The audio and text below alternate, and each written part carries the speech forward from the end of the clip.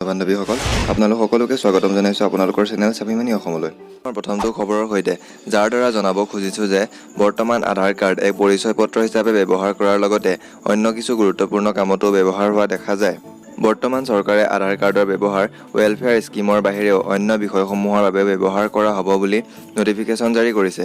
Economics টাইমছৰ এক report অনুসৰি চৰকাৰী অধিকাৰীসকলে কৈছে যে বৰ্তমান আধাৰ কাৰ্ড কৃষি, শিক্ষা আৰু হেল্থ কেয়াৰ স্কিমতো ব্যৱহাৰ কৰিব পৰা যাব। তাৰোপৰি ড্ৰাইভিং লাইচেন্স পাবৰ বাবেও এই আধাৰ কাৰ্ড ব্যৱহাৰ কৰিব পৰা যাব বুলি জানিব পৰা গৈছে।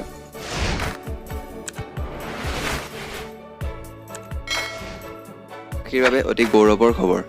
নাহৰকটীয়াৰ কল্পনগৰৰ নিবাসী প্ৰবীণ গগৈ আৰু ৰাণু বৰা গগৈৰ পুত্ৰ মানস প্ৰতিম গগৈয়ে মাত্ৰ 5 ঘণ্টাৰ ভিতৰতে চক পেঞ্চিলত ৰংঘৰ তৈয়াৰ কৰি অসম বুক অফ ৰেকৰ্ডছত নিজৰ নাম সন্নিৱিষ্ট কৰিবলৈ সক্ষম হৈছে।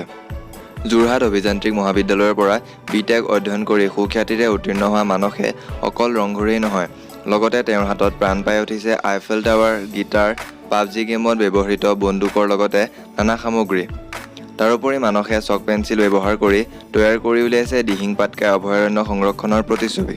আমাৰ তৃতীয়টো খবৰলৈ, য'ত আমেৰিকাৰ কেলিফৰ্ণিয়াৰ এক কাণ্ট্ৰি অলামেডাই কৰোনা ভাইৰাছ সন্দৰ্ভত এক নতুন সিদ্ধান্ত লৈছে, যাৰ দ্বাৰা ভাইৰাছৰ দ্বাৰা সংক্ৰমিত হোৱাজনক প্ৰায় 94,000 টকা দিয়া যাব আৰু লগতে খোৱা বোৱা, ঘৰ ভাড়া আৰু ফোনসমূহৰ বিল দিবৰ বাবেও টকা দিয়া যাব বুলি সদৰি কৰিছে। এই অলামেডা কাণ্ট্ৰিৰ ছুপাৰভাইজাৰ্ছ বৰ্ডৰ অনুসৰি সংক্ৰমিত এনে ব্যক্তিও আছে যাৰ বাবে 2 সপ্তাহলৈকে কোৱাৰেণ্টাইন আৰু আইচলেট হৈ থকাৰ বাবে তেওঁলোক সমৰ্থ নহয়। গতিকে তেওঁলোকৰ বাবে এই সিদ্ধান্ত লোৱা হৈছে আৰু ইয়াৰ লগতে আশা কৰা হৈছে যে এই সিদ্ধান্তৰ পিছত জনসাধাৰণে ইচ্ছাকৃতভাৱে টেষ্ট কৰিবলৈ আহিব। সকলৰ বাবে এক গুৰুত্বপূৰ্ণ খবৰ। চৰকাৰৰ ঘোষণা অনুসৰি সকলোৱে গম পাইছে যে অহা 1 ছেপ্টেম্বৰৰ পৰা স্কুল কলেজসমূহ আৰম্ভ কৰা হ'ব। ইয়াৰ বাবে গুৱাহাটী ইউনিভাৰ্চিটিৰ উপাচাৰ্য ডক্টৰ প্ৰতাপজ্যোতি সন্দিকৈয়ে ইউনিভাৰ্চিটিৰ অন্তৰ্গত আৰু 350খন কলেজকো সাজু হ'বলৈ আহ্বান জনাইছে আৰু লগতে ৰাজ্য চৰকাৰৰ স্বাস্থ্য বিভাগৰ সকলো নীতি নিৰ্দেশনা মানি ক্লাছ আৰু হোষ্টেলসমূহ সাজু কৰিছে। লগতে জনাইছে যে স্নাতকোত্তৰ পৰ্যায়ৰ 4ৰ্থ ষাণ্মাসিকৰ পৰীক্ষাসমূহ অনুষ্ঠিত কৰা হ'ব, যি এক সহজ পদ্ধতিৰ দ্বাৰা লোৱা হ'ব। আমাৰ পৰৱৰ্তী খবৰলৈ, বৰ্তমান নতুনকৈ চিম কাৰ্ড লোৱা অথবা সলনি কৰাৰ বাবে যাবলগীয়া নহ'ব ষ্ট'ৰসমূহলৈ। ঘৰতে বহি কৰিব পাৰিব চিম কাৰ্ডৰ ভেৰিফিকেশ্যন। চৰকাৰে ইয়াৰ সন্দৰ্ভত এক ড্ৰাফ্ট তৈয়াৰ কৰিছে আৰু অতি সোনকালে গাইডলাইনসমূহ সকলোৰে আগত জাৰি কৰা হ'ব। জানিব পৰা মতে ভেৰিফিকেশ্যনৰ লগতে চিম কাৰ্ডসমূহৰ হোম ডেলিভাৰীও কৰা হ'ব, যাৰ দ্বাৰা আপুনি ঘৰতে থাকি চিম কাৰ্ড অৰ্ডাৰ কৰিব পাৰিব। ভেৰিফিকেশ্যনৰ বাবে এপ আৰু OTP ব্যৱহাৰ কৰা হ'ব, যাৰ দ্বাৰা আপুনি অনলাইন পৰ্টেলত নিজৰ ডকুমেণ্টছসমূহ জমা দিয়াৰ পিছতেই চিম কাৰ্ডসমূহ ডেলিভাৰীও কৰা হ'ব।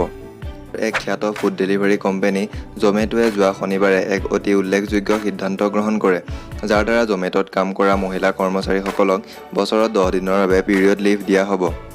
ভাৰতত এনে কিছু লোকো আছে যিয়ে এই মেনষ্ট্ৰুৱেশ্যন পিৰিয়ডৰ বিষয়ে কথা কোৱাটো এক লাজৰ বিষয় বুলি অনুভৱ কৰে। তেনে সন্দিক্ষণতে কোম্পানীৰ CEO দীপেন্দৰ গোৱেলে কয় যে মহিলা কৰ্মচাৰীসকলে তেওঁলোকৰ মাহেকীয়া মেনষ্ট্ৰুৱেশ্যন পিৰিয়ডৰ বাবে ছুটি বিচাৰিবলৈ কোনো লাজ বা শংকাবোধ কৰিব নালাগে। আহিছোঁ আমাৰ শেষৰটো খবৰলৈ। ভাৰতত টেলিকম ইণ্ডাষ্ট্ৰীৰ কোম্পানী ভোডাফোন আইডিয়াৰ চলিত বৰ্ষৰ প্ৰথমটো কোৱাৰ্টাৰত প্ৰায় 25,000 কোটি টকাৰ লোকচান হৈছে বুলি জানিব পৰা গৈছে। ভোডাফোন আইডিয়াৰ CEO ৰবীন্দ্ৰ ঠাক্কৰৰ মতে টেলিকম ছেক্টৰত প্ৰতি গ্ৰাহকত এভাৰেজ ৰাজস্ব বহুত কম। এইদৰে বজাৰত টিকি থকাটো সম্ভৱ নহয়। তেওঁ কয় যে বৰ্তমান মাৰ্কেটত টেক্স বৃদ্ধি সহিব পৰাৰ ক্ষমতা আছে আৰু এনেদৰেই চূড়ান্ত সমস্যাসমূহো সমাধা কৰা হ'ব, যাৰ দ্বাৰা কোম্পানীৰো কিছু মুনাফা হ'ব। ইয়াৰ লগতে কৈছে যে তেওঁ 2G সেৱাসমূহ বন্ধ কৰাৰ পক্ষত নাই, কাৰণ এই সেৱা হৈছে আটাইতকৈ সুলভ। এতিয়াও এনে বহুতো লোক আছে যিয়ে এই 2G সেৱাসমূহক প্ৰাথমিকতা প্ৰদান কৰে। যদি এই ভিডিঅ'টো ভাল পালে তেন্তে লাইক কৰিব। আপোনালোকৰ এনে সঁহাৰিয়ে আমাক আগবাঢ়ি যোৱাত উৎসাহ যোগাব। এনেদৰে দৈনিক খবৰসমূহ চাই থাকিবৰ বাবে ছাবস্ক্ৰাইব কৰিব পাৰে আপোনালোকৰ চেনেল স্বাভিমানী অসম। ধন্যবাদ। জয় আই অসম।